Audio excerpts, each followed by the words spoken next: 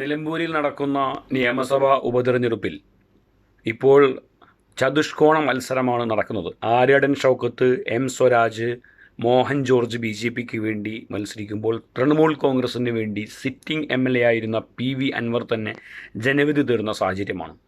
നിലമ്പൂരിൽ ഇത്തവണ പ്രവചനങ്ങൾക്കതീതമായ ഒരു രാഷ്ട്രീയ പോരാട്ടം നടക്കുന്നു എന്ന് പറയുമ്പോൾ പോലും ഇപ്പോഴത്തെ കണക്കുകൾ പ്രകാരം ആർക്കാണ് മുൻതൂക്കം എന്ന് പരിശോധിക്കുമ്പോൾ അവിടുത്തെ വോട്ട് കണക്കും അതുപോലെ തന്നെ കഴിഞ്ഞ വർഷങ്ങളിൽ 2016, 2011 മുതൽ അതിനു മുമ്പ് ആര്യാടൻ മുഹമ്മദ് മത്സരിക്കുമ്പോൾ നിരവധിയായിട്ടുള്ള ഇടതുപക്ഷ സ്വതന്ത്രന്മാരെ പരീക്ഷിച്ചിട്ടുള്ള ഒരു മണ്ഡലം കൂടിയാണ് നിലമ്പൂർ. കാരണം ആര്യാടനെ തോൽപ്പിക്കാൻ കഴിയാത്തതിൻ്റെ അടിസ്ഥാനത്തിൽ ഒരു CPM സ്ഥാനാർത്ഥി എന്നതിനപ്പുറം പൊതുസ്വതന്ത്രന്മാരെ പരീക്ഷിച്ചുകൊണ്ട് മത്സരിച്ചപ്പോൾ പോലും UDFന് വിജയം ഉണ്ടായിട്ടുള്ളൊരു മണ്ഡലമാണ്.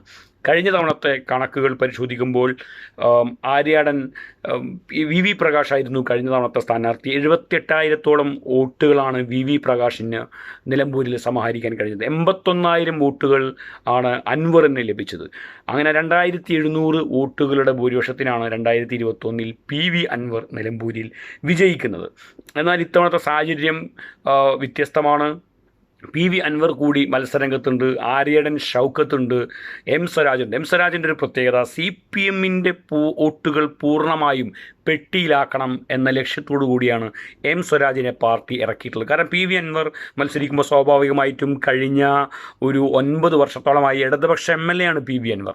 അപ്പോൾ സ്വാഭാവികമായിട്ടും ആ ബന്ധം ഉപയോഗപ്പെടുത്തിക്കൊണ്ട് PV അൻവർ ഇടതുപക്ഷ വോട്ടുകളിലേക്ക് കടന്നു കയറുമോ എന്ന ഭയം CPMനുള്ളത് കൊണ്ട് ഒരു വോട്ട് പോലും ഇടതുപക്ഷത്തിൻ്റെ മിസ്സാവരുത് എന്ന് കൃത്യമായി പഠിച്ചതിന് ശേഷമാണ് എം സ്വരാജിനെ ഇറക്കിയിട്ടുള്ളത്. അപ്പോൾ അതോടുകൂടി തന്നെ ഇടതുപക്ഷത്തിൻ്റെ വോട്ടുകൾ ലോക്ക് ചെയ്യുക എന്നുള്ളതാണ്.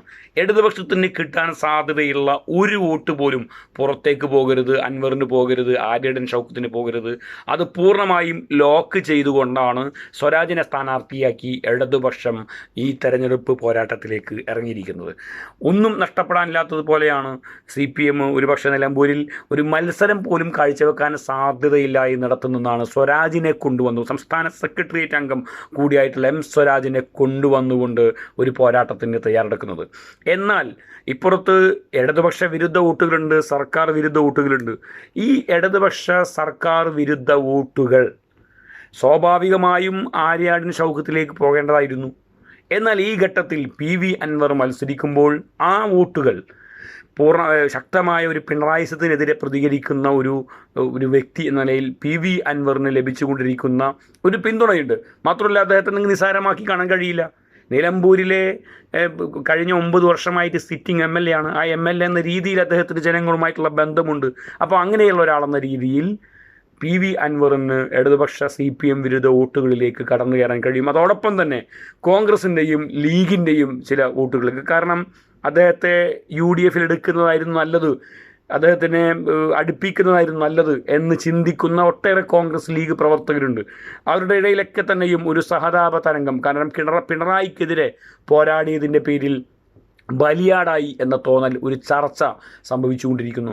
അത്തരം ചർച്ചകൾ അത്തരം വോട്ടുകളിലേക്ക് കടന്നു കയറാൻ ചെല്ലും. ഇങ്ങനെ വരുമ്പോൾ ആര്യാടൻ ഷൗക്കത്തിന് ലഭിക്കേണ്ട ഇടതുപക്ഷ CPM വിരുദ്ധ സർക്കാർ വിരുദ്ധ വോട്ടുകൾ ലഭിക്കാതിരിക്കുകയും ലീഗിൻ്റെയും കോൺഗ്രസിൻ്റെയും ചില വോട്ടുകളിലേക്ക് കടന്നു കയറാനുള്ള സാധ്യത അൻവറിനുണ്ടാകുകയും ചെയ്യുമ്പോൾ ആര്യാടൻ ഷൗക്കത്ത് ഒരുപക്ഷെ സ്വരാജിനേക്കാളും പിന്നിൽ പോകാനുള്ള സാധ്യത കൂടുതലാണ്. എം സ്വരാജിന് വിജയിക്കുന്ന സാധ്യത കൂടുതൽ. എന്നാൽ ആര്യാടൻ മുഹമ്മദിൻ്റെ മകൻ എന്ന നിലയിൽ നിലമ്പൂർ മുനിസിപ്പൽ ചെയർമാനായിട്ടും പഞ്ചായത്ത് പ്രസിഡൻ്റായിട്ടും ഒക്കെ പ്രവർത്തിച്ച പരിചയമുള്ള ആര്യാടൻ ഷൗക്കത്ത്, അതുപോലെ തന്നെ അദ്ദേഹം സ്വീകരിച്ചിട്ടുള്ള ചില പുരോഗമന നിലപാടുകൾ, അദ്ദേഹം എടുത്ത സിനിമകളിലും ഒക്കെ സ്വീകരിച്ചിരിക്കുന്ന പുരോഗമന നിലപാടുകൾ, ഇതെല്ലാം തന്നെയും നിഷ്പക്ഷമായി ചിന്തിക്കുന്ന, പ്രത്യേകിച്ച് BJPക്കൊക്കെ വോട്ട് ചെയ്യാൻ സാധ്യതയുള്ള ആളുകളുടെ ചില വോട്ടുകൾ സമാഹരിക്കാൻ ആര്യാടൻ ഷൗക്കത്തിന് കഴിയും. അങ്ങനെ വരുമ്പോൾ മാത്രം ചിലപ്പോൾ ചെറിയ വോട്ടുകൾക്ക് ആര്യാടൻ ഷൗക്കത്ത് വിജയിക്കാൻ കഴിയും. അതല്ലെങ്കിൽ ഏറ്റവും കടുത്ത പോരാട്ടം നടക്കുമ്പോൾ നേരത്തെ സൂചിപ്പിച്ചതുപോലെ ഇടതുപക്ഷ വോട്ടുകളിലൂടെ എം സ്വരാജ് കടന്നു കയറാനുള്ള സാധ്യത വളരെയധികം കൂടുതലാണ്.